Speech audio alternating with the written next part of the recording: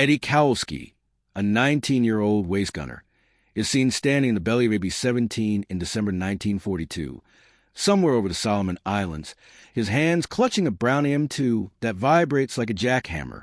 At 10 o'clock, some 300 yards off, a Japanese Zero darts across his range of vision from left to right.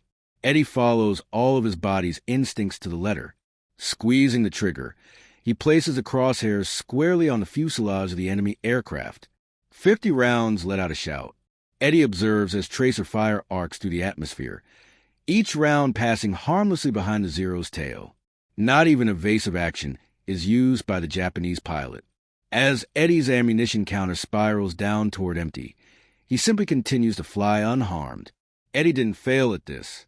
During those early years, this similar event was reenacted hundreds of times in every theater of World War II.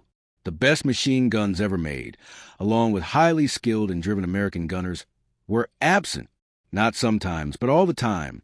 Early in 1943, the Army Air Forces studied gun camera film from bomber flights over the Pacific and Europe. The outcome was disastrous. Skilled aerial shooters were hitting targets with hit rates less than 4%. 4%. This indicated that 96 bullets were striking nothing but air for every 100 rounds fired at an enemy aircraft traveling perpendicular to the gunner's position. The math was harsh. Before the adversary fighter broke off or moved out of range, a normal engagement may last 8 to 12 seconds. About 800 rounds per minute or 13 rounds per second were fired by the Browning M2. A gunner may theoretically fire 130 rounds in a 10-second engagement. 5 shots might potentially hit the target with a 4% hit rate. A Zero couldn't be brought down by 5 hits, much less a tough aircraft like the WWII Fallwolf. Japanese and German fighters were able to continue flying even after being hit by scores of 50 caliber shells. The human cost was enormous. The average monthly loss for the 8th Air Force flying over Europe in 1943 was 188 bombers. 10 men were carried by each B-17. Every 30 days, 1,880 air crew members are killed, captured, or reported missing. And bomber formations that were unable to successfully repel fighter strikes accounted for a sizable portion of those losses. The gunners were carrying out their duties correctly, based on their education, keeping a sight image, tracking the target, and managing their explosions. Their bravery and dedication weren't the issue. Physics was the issue. Bravery also didn't matter to physics. Instinctively, each gunner pointed straight at what they could see. It was very logical. You indicate what you wish to strike. You squeeze the trigger. It is struck. That reasoning is sound whether you're hunting a deer that is moving at 20 miles per hour or shooting at a motionless target at a rifle range. However, hostile combatants weren't deer. They were moving faster than 300 miles per hour across the gunner's area of vision. The Me-262 jet is one of the late war types that has the potential to reach 540.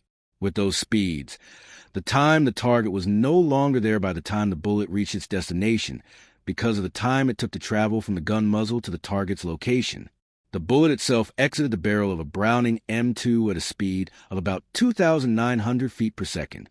That sounds quick, and it was at least when used against sluggish targets at close range. The targets were yelling through the sky at speeds that would have seemed unthinkable just 20 years ago, and short range in aerial combat meant 200 to 400 yards. Every second, a Zero traveling at 300 miles per hour traversed 440 feet.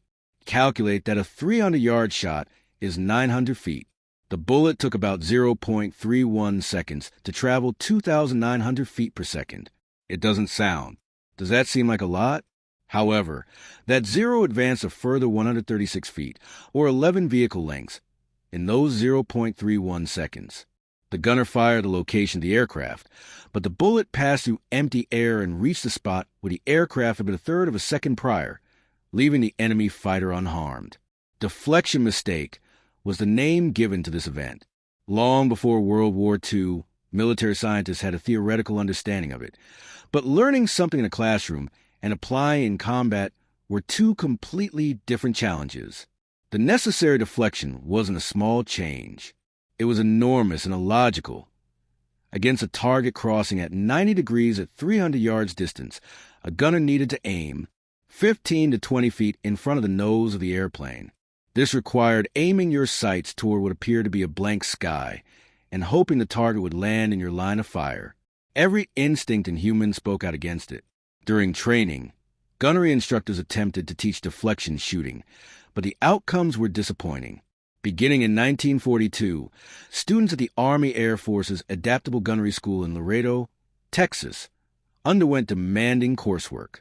Trainees examined schematics illustrating appropriate lead angles, spent hours in turret simulations, and fired at towed targets from moving vehicles. In actual fighting, none of it worked well. Complexity was the issue. There was no single computation for deflection. Depending on the target's speed, angle, range, altitude, whether it was diving or climbing, and whether your own aircraft was rotating, it updated continuously. When a B-17 ball turret gunner engaged a Bf-109 in a frontal attack, a different deflection was required than when the same gunner engaged the same aircraft in a side beam attack. And as his plane bucked through flak damage and his oxygen mask fogged up at the same time, he had perhaps 4 seconds to process all those elements. 25,000 feet. As lethal as a technical obstacle was the psychological one. After attempting deflection shooting and surviving their initial few missions, gunners frequently gave up on it due to apparent failures.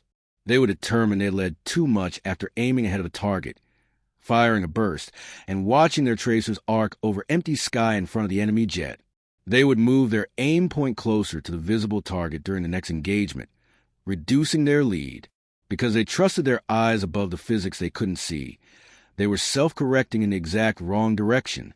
Gun camera film from missions in 1943 frequently demonstrates this pattern. Bursts at first with a slight lead ahead, then more bursts, and finally retreating until the gunner was firing directly at the target's present location, or even a little bit behind it. The number of casualties increased. Records from the 8th Air Force's October 1943 operations against Schweinfurt revealed 20% losses, with 60 of the 291 bombers that were sent out not returning. The survivors landed with engines emitting smoke, shredded hydraulic lines, and dead and injured crew members. The gunners expressed the same annoyance during the debriefings. They had been shooting. Although their firearms were operational, their rounds were not making contact. The Allied bombing campaign would fail before it even reached Berlin at the present loss rates. Therefore, something fundamental had to change quickly. Since 1924, the solution had been stored in a filing cabinet. The author was a man whom most combat air crews had never met. Heard of, while teaching at the Army's Field Artillery School, Lieutenant Colonel James Puckle, an American artillery officer with a knack for ballistics, published a technical paper titled The Problem of Lead in Aerial Gunnery. He is not the historical Puckle who created the defensive cannon. Puckle wasn't just a theoretical scholar who didn't care about the real world. He had seen the first awkward attempts at air-to-air combat while serving in France during World War I, and he saw that the speed of aircraft was going to cause a targeting dilemma that conventional marksmanship was unable to resolve. The maths was brutally clear in his paper. Puckle showed that the deflection angles needed would be more than what humans could intuitively handle, as aircraft speeds rose above 150 miles per hour. He determined that a gunner would have to aim 4 to 5 airplane lengths ahead of the visible target in order to counter a target traveling at 250 miles per hour at a perpendicular angle. Tables and detailed charts illustrating the necessary lead for different combinations of target speed, range, and crossing angle were included in his study. Against a 300 MAF target, a 200-yard shot at a 90 degrees crossing angle lead 47 feet. 400 yards led 94 feet to the same goal. In addition to the startling statistics, Puckle's conclusion was even more unsettling. Within 10 years, aerial gunners would be essentially worthless without mechanical support. After filing his paper, the Army promptly forgot about it. Military aviation developed quickly in the 1920s and 1930s. But gunnery training was still based on the methods used in World War I. Teachers instructed pupils in sight image, trigger control, breath control, and marksmanship fundamentals, as though they were training for a rifle competition rather than a three-dimensional chase at 300 miles per hour.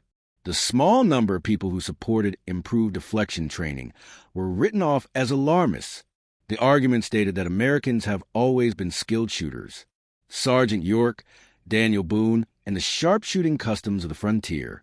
With enough practice, those abilities would undoubtedly translate to aerial warfare.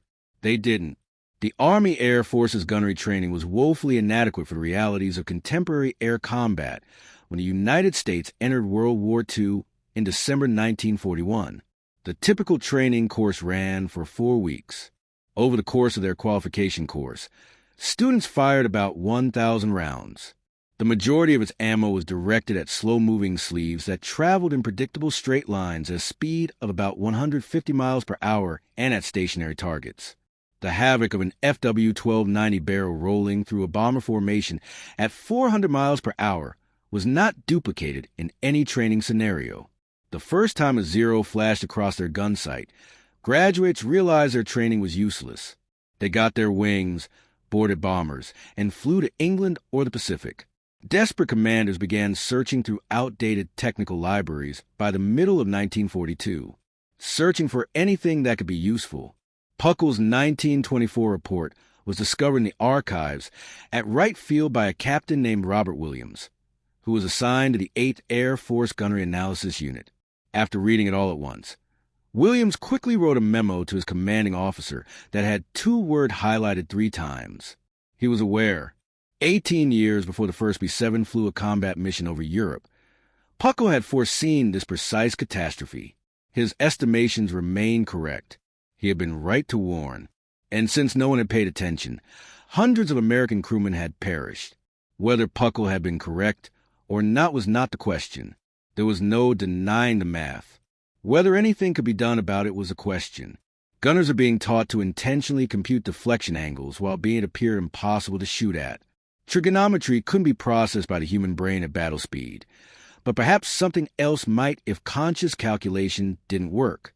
In the summer of 1940, the British had already begun to look for answers, motivated by the same desperation. The gunnery issued at RAF Squadron 609, operating Spitfires from Middle Wallop. Experience was similar to what American bombers would experience 2 years later. They had courageous pilots. Despite having amazing airplanes, they were nowhere to be seen. After looking over gun camera film from July battles, Flight Lieutenant John Dundas found his.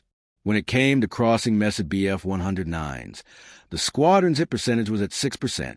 Out of 100 rounds fired, 6 of them connect. The Spitfire had enough ammunition to fire continuously for about 16 seconds. While German planes flew home unharmed, pilots were burning through their full combat load. Horace Darley, the commander of the 609 Squadron, took a drastic stance.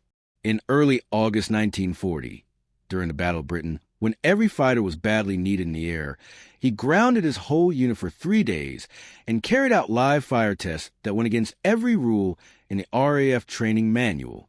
Darley had, prior to the conflict, he was a professional clay pigeon shooter, and he had a unique perspective on guiding moving targets that military strategists had not considered. The most proficient shotgunners did not figure out lead. They sensed it. Subconsciously, their brains analyzed the target's movement. Without conscious mathematical reasoning, their hands moved the barrel in front of the clay disc. Darley questioned whether jet pilots could pick up the same automatic reaction. His experiment was ruthlessly straightforward.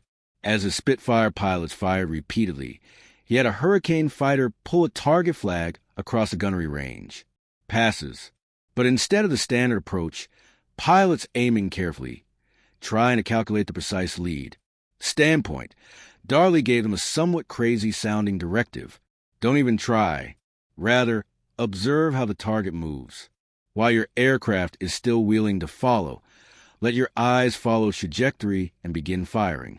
Instead of attempting to intentionally produce the deflection with aiming changes, let it occur naturally with the momentum of your turn. Instead of firing where your eyes indicate the target is right now, fire where your instincts tell you it is headed. The initial attempts failed miserably. Pilots were 50 feet away from a flag, the stitching patterns of their bullets across vacant sky, but Darley forced them to do the practice once more. 40 passes apiece over 3 days, once more. No trigonometry classes, no ballistics lectures, no tables of deflection angles, just repetition with a single, straightforward command. Instead of firing after you steadied on target, fire while you're still moving. On the third day, an extraordinary event occurred. The pilots' hit rate started to rise, albeit slowly. They increased from 6% to possibly 12%. However, that doubling resulted in twice as many bullets striking German aircraft, which either doubled the number of enemy fighters killed or damaged, forcing them to return to base unable to fly the subsequent mission.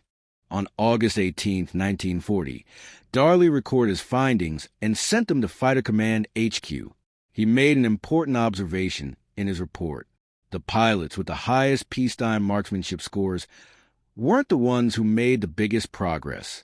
They were the ones who could control their inclination to use caution while aiming and instead rely on their motion sense and peripheral vision.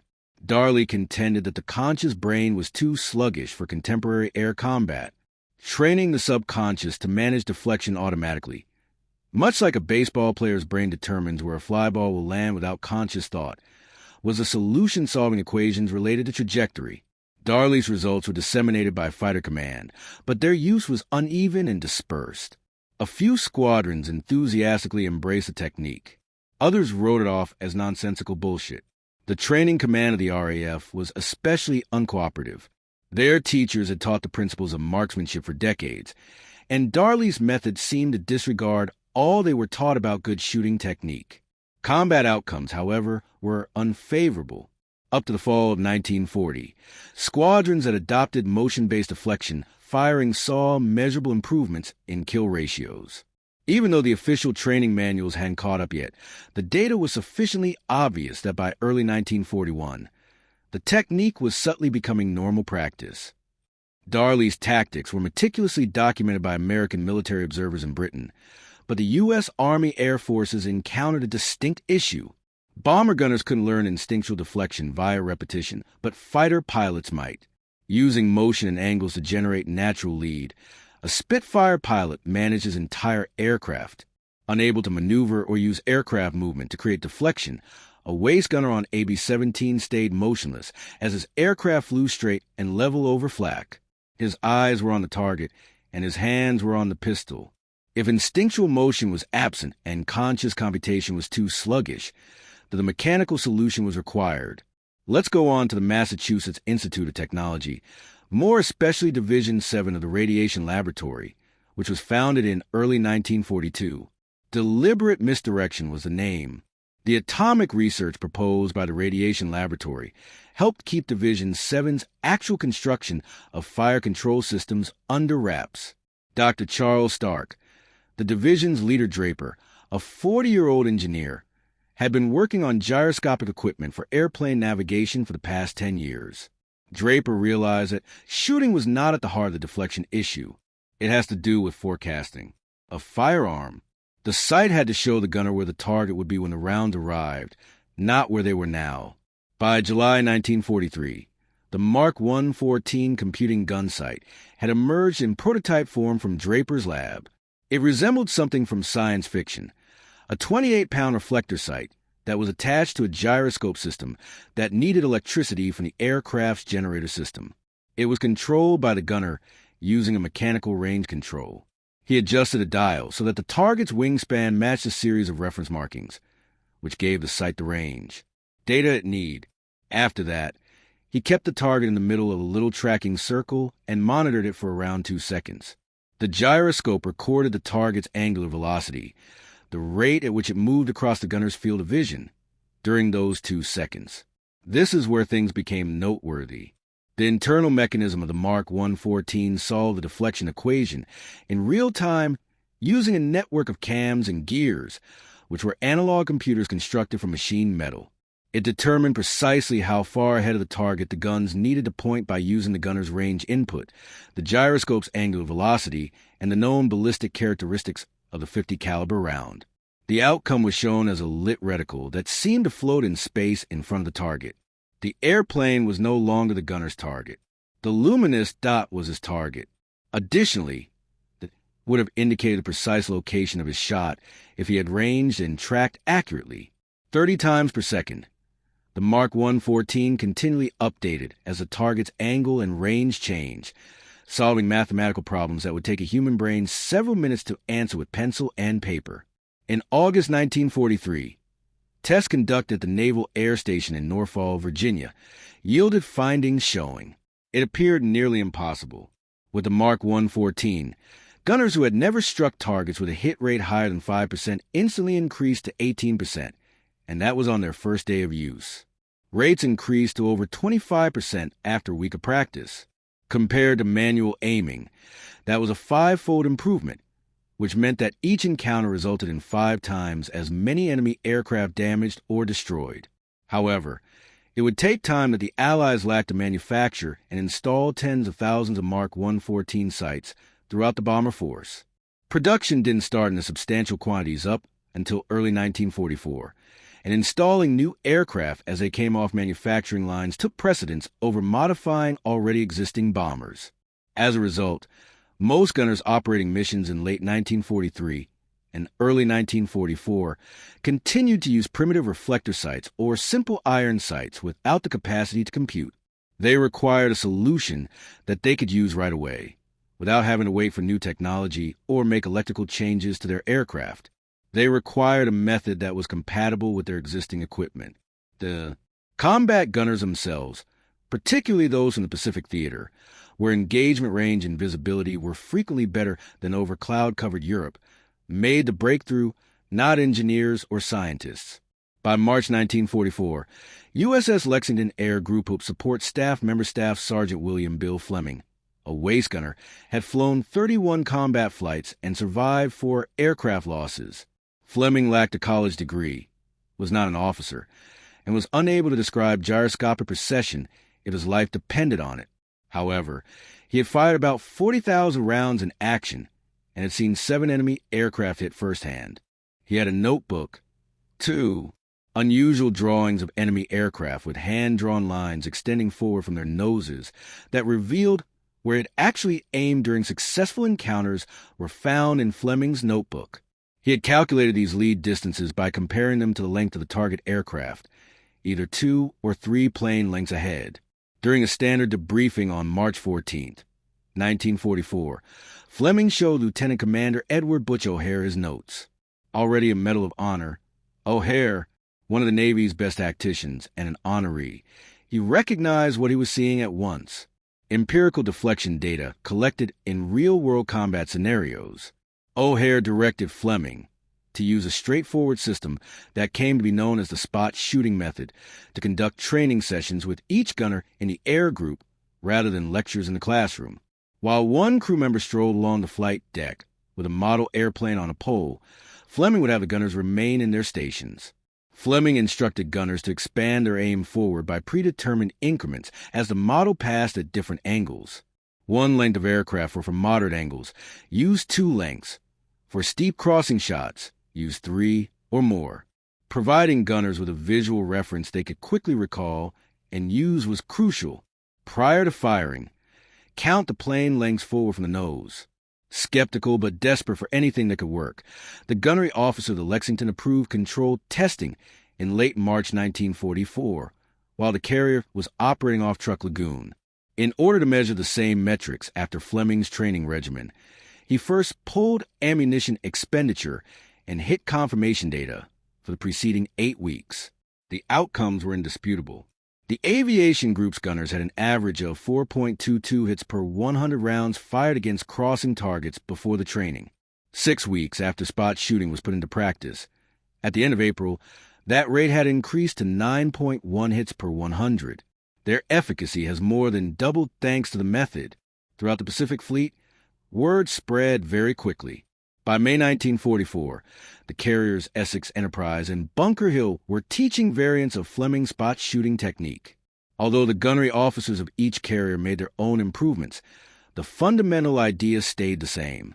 Provide shooters with a straightforward visual measurement system that is connected to the target's apparent size, doing away with the requirement for deliberate computation. It was not necessary for a gunner to be aware that he was adjusting for 0.3 seconds of bullet flight time. For a crossing shot, he only had to recall 3 plane lengths forward. The method was effective because it mirrored the real workings of human visual processing. Our brains are really good at comparing sizes, but they are very bad at estimating distances in absolute terms. It was pointless to ask a gunner to lead by 50 feet if he had no idea what 50 feet looked like from a distance of 300 yards. However, being ahead by 2 plane lengths provided him with an instant visual benchmark that he could use without hesitation.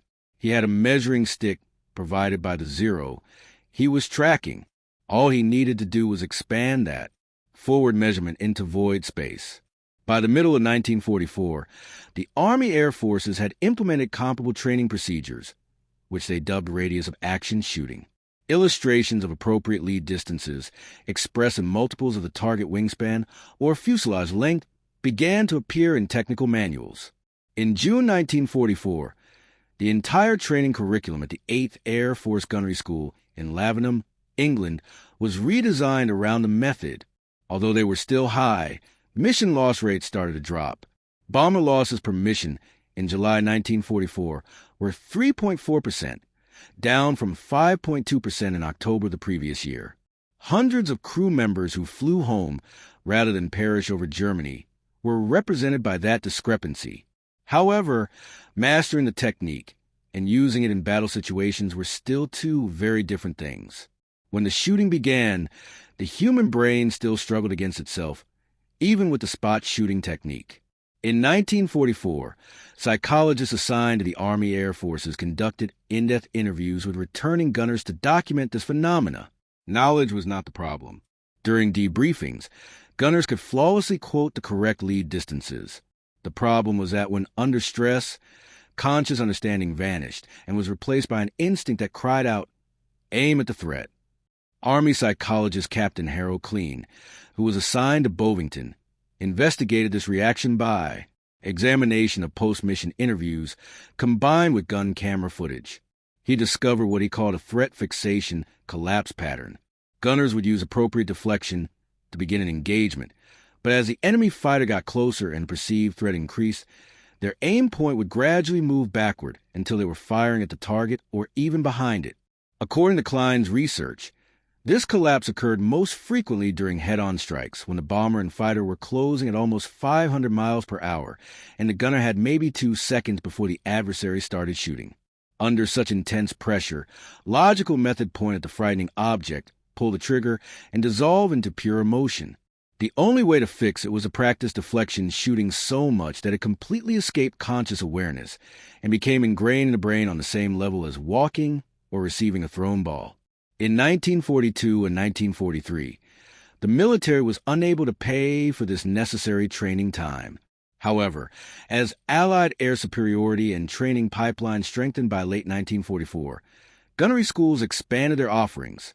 In 1942, the 4-week standard course was extended to 8 weeks and eventually 10. Instead of firing 1,000 rounds throughout training, students now fired 5,000 rounds. Importantly, at realistic combat speeds, more than half of the shots struck moving targets. Beginning in August 1944, the Naval Air Gunner School in Jacksonville, Florida, developed a particularly successful exercise. High-speed boats were used to carry targets across the sea at up to 60 miles per hour, while randomly altering their distance and crossing angles. They mounted 50 caliber cannons atop motorized turrets that could spin and raise quickly.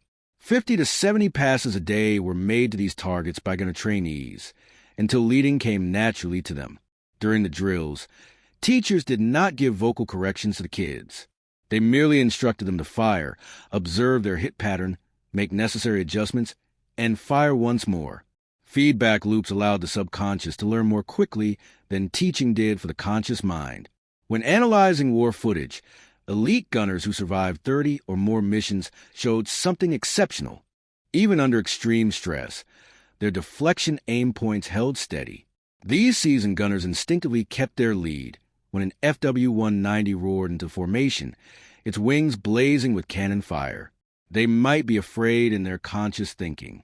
Many acknowledged that during some encounters, they were positive they were going to die, but their hands maintained the correct sight image. They had accomplished what? Martial artists refer to this condition, in which technique occurs without conscious guidance, as Mushin or no mind. However, most gunners never had the time or ammo to reach that level of expertise. Training throughout the conflict required harsh math. Compromises were unavoidable if the bomber offensive needed 50,000 additional gunners in 6 months, and developing an experienced deflection shooter required 5,000 practice rounds and 10 weeks of rigorous training. True unconscious competency was never attained by most gunners flying combat missions.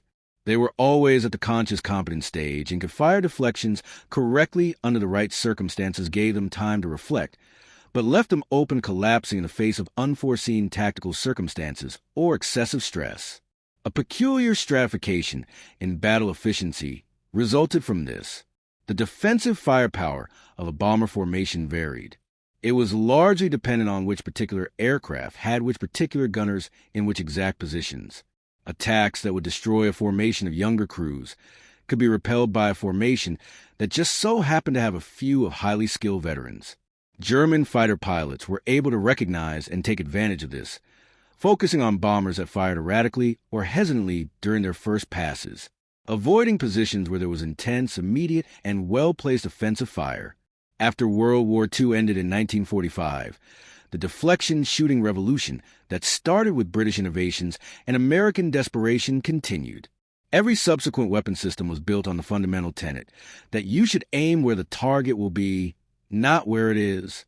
After serving during the Korean War, the Mark 114 computing gun sight was transformed into the Mark 118, which later became digital fire control computers with capacity to process dozens of variables at once. By Vietnam, fighter planes were equipped with radar-assisted cannon systems that automatically determined deflection pilots our only need to maintain targets inside acquisition limitations. Draper's mechanical gyroscopes took substantial fractions of a second to perform tasks that the F-4 Phantom's lead computer optical sight system completed in microseconds. Guns are no longer the primary means of air-to-air combat in modern times. At ranges where deflection would need leading by miles rather than feet, missiles manage interception. However, just the way it is implemented has changed, not the fundamental physics. By performing deflection calculations thousands of times per second, an AM-1 20 AMRAAM missile continuously updates its trajectory toward the location of its target using active radar and inertial guidance. The INAP 77 radar, the F-22 Raptor, is capable of more than just target tracking. It uses a current velocity and acceleration to anticipate their future positions, after which it places the aircraft and chooses the appropriate armaments. Instead of gunners measuring plane lengths, computers processing teraflops today handle the identical problem that William Fleming addressed in 1940 for using hand-drawn sketches. It's interesting to note that basic deflection shooting techniques are being taught to fighter pilots today. The Navy Fighter Weapons School, Top Gun, continues to teach fundamental fighter maneuvers that use gun-only engagements even though guns are tertiary weapons in modern air combat. The reason pilots anticipate dogfighting with cannons is not because they anticipate being able to visually foresee the geographical location of maneuvering target awareness that is applicable to all facets of air combat. When it comes to firing a cannon or arranging for a missile shot, a pilot who has mastered deflection shooting naturally understands closing rates, angle off, and lead pursuit curves. The lessons apply to any field with rapidly moving objectives, not just aviation. From the CRAM covering ground sites to the phalanx CIWS defending naval vessels, modern anti-aircraft systems are essentially highly advanced versions of what the 1943 bomber gunners found difficult to accomplish by hand. The phalanx fires 4,500 rounds per minute or 75 rounds per second at approaching targets, aircraft, and missiles. Its radar updates its target point and calculates deflection continually. It quickly and without the human hesitancy that claims so many lives makes the identical modifications Eddie Kowalski required over the Solomon Islands. Deflection mechanisms are used in combat simulation video games as well, giving players the same paradoxical idea: aim for the target's direction. Gamers must manually lead moving targets in games like War Thunder and Digital Combat Simulator. New gamers feel the same annoyance as 1942 gunners did when they watch their tracers go unharmed behind enemy aircraft until they realize that leading is required. The The most proficient gamers acquire the same unconscious proficiency attained by combat veterans. Without conscious thought, their hands change their aim. One of the most notable tactical advancements of World War II was a shift from 4% hit rates in early 1943 to over 20% by late 1944, accomplished by comprehending and working with human cognition rather than against it, not by using better tools or overwhelming numbers. Thousands of crew members who would have perished kept flying. Bombing campaigns that may have failed hit their targets, and enemy combatants who would have escaped perished in flames. Everybody. Because someone at last realized a human instinct, no matter how strong, might not always be correct, and that in order to survive, individuals had to learn to trust physics and disregard their instincts. The gunners demonstrated a crucial aspect of human adaptability under duress when they learned to aim at an empty sky, forced themselves to fire at nothing in sight, and trusted that their bullets would strike metal. Our instincts do not control us. We can rewire our answers to match reality instead of expecting reality to meet our intuitions if we have the right knowledge, enough practice, and enough desperation. That lesson, which was ingrained in human blood across Europe and the Pacific, is applicable any place people encounter situations when instinct and solution diverge.